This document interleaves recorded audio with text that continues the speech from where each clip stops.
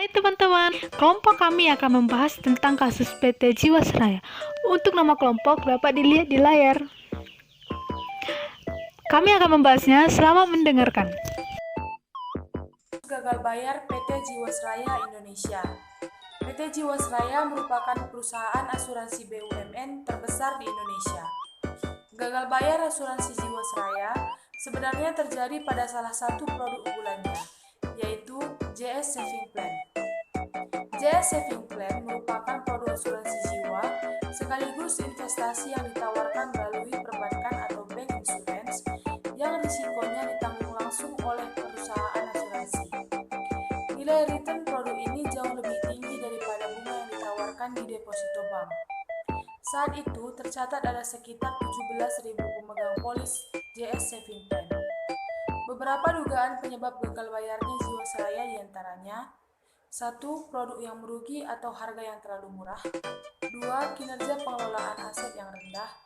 3. Kualitas aset investasi dan non-investasi kurang liquid. 4. Sistem pengendalian perusahaan yang lemah. 5. Tata kelola perusahaan yang kurang baik. 6. Sistem informasi yang tidak andal.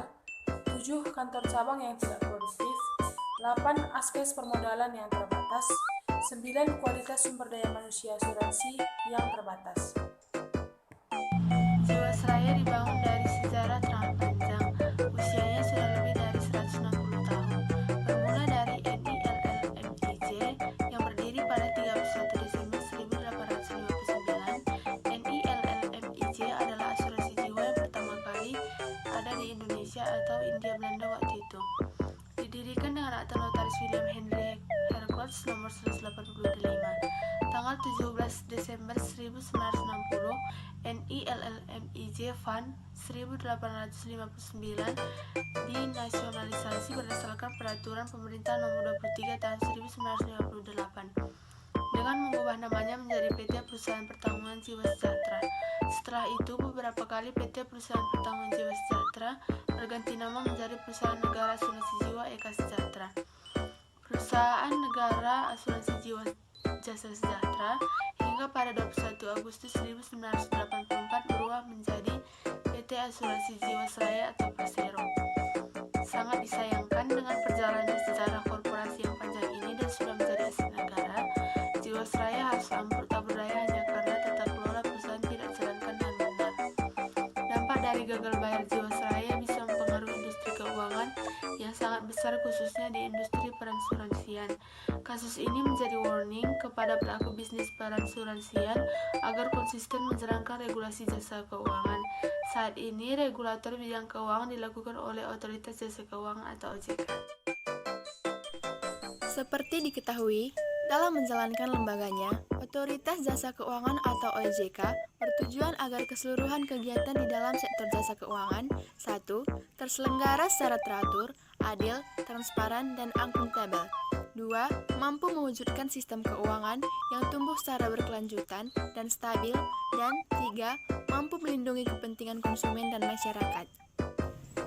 Otoritas Jasa Keuangan atau OJK mempunyai fungsi menyelenggarakan sistem pengaturan dan pengawasan yang terintegrasi terhadap keseluruhan kegiatan di sektor jasa keuangan. Otoritas Jasa Keuangan atau OJK juga mempunyai tugas melakukan pengaturan dan pengawasan terhadap kegiatan jasa keuangan di sektor perbankan, sektor pasar modal, dan sektor institusi keuangan non-bank. Namun demikian, terlepas dari opini-opini publik yang masih perlu diuji kebenarannya, secara fundamental, kasus gagal bayarnya Jiwasraya ini karena penerapan good corporate governance dalam mengelola perusahaan tidak diterapkan dengan baik dan benar oleh pimpinan Jiwasraya sesuai dengan aturan yang sudah ada, yaitu POJK nomor 73 per POJK 05/2016 tentang tata kelola perusahaan yang baik bagi perusahaan perasuransian. Terakhir, tentang tata kelola perusahaan asuransi. Dalam Peraturan Otoritas Jasa Keuangan atau POJK nomor 73 tahun 2016 tentang tata kelola perusahaan yang baik bagi perusahaan perasuransian, disebutkan bahwa tata kelola perusahaan yang baik merupakan salah satu pilar dalam membangun kondisi perekonomian yang sehat. Penerapan tata kelola perusahaan yang baik berkaitan erat dengan kredibilitas perusahaan yang menjalankan serta iklim perekonomian di suatu negara.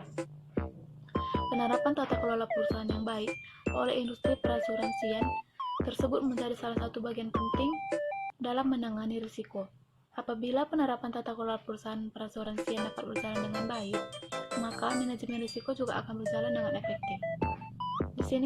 Di sini terlihat bahwa pelaksanaan good corporate governance perusahaan paling tidak harus memerhatikan beberapa hal berikut, antara lain: yang pertama, pelaksanaan tugas dan tanggung jawab direksi atau dewan komisaris; yang kedua, kelengkapan dan pelaksanaan tugas komite audit; yang ketiga, penerapan fungsi kepatuhan atau auditor internal dan eksternal; yang keempat, penerapan manajemen risiko termasuk di dalamnya sistem pengendalian internal; yang kelima, rencana strategis perseroan; yang keenam, pelaksanaan transparansi kondisi keuangan dan non-keuangan perseroan. Terus ini, apabila asuransi Jiwasraya sebelumnya sudah konsisten menjalankan tata kelola perusahaan yang baik sesuai dengan peraturan yang sudah ada, maka kecil kemungkinan terjadi kasus gagal bayar yang nilainya sangat besar ini. Dampak gagal bayar Jiwasraya disinyalir berdampak masif dan sistemik bagi pelaku bisnis atau seluruh stakeholder jasa keuangan. Kasus Jiwasraya ini menjadi peringatan serius tentang pentingnya tata kelola perusahaan yang baik dan benar. Kasus ini dianggap sebagai pelanggaran penerapan tata kelola korporat karena tidak ada responsibility atau tanggung jawab dari perusahaan atas jasa atau produk yang mereka jual. Terbukti dengan adanya gagal bayar asuransi JS Saving Plan tersebut. Demikian hasil presentasi kami pada kali ini. Jika ada kesalahan atau kekurangan, kami mohon maaf dan terima kasih.